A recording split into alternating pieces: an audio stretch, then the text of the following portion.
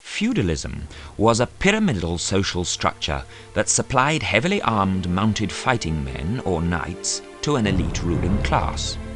The king was the overlord. Below him were the great barons. Below them were the common knights.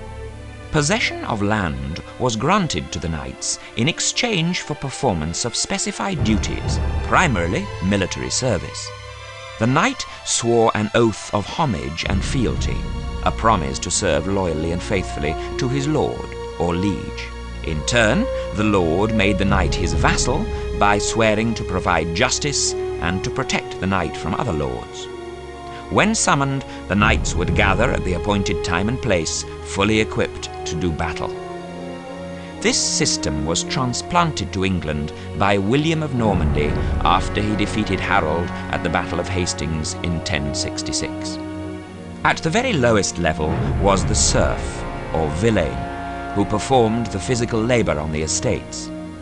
Serfs were permanently bound to these estates and were little better than slaves, having virtually no rights, not even the right to choose their spouses.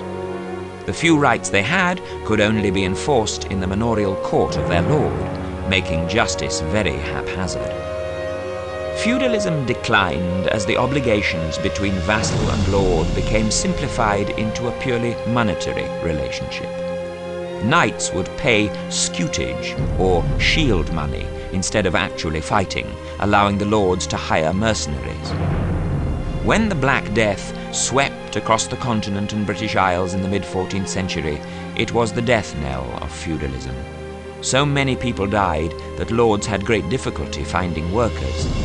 Able-bodied laborers commanded high wages and demanded improved living conditions. With no alternative but to see their estates fall idle, the ruling elites were forced to accept new types of relationships with their workers.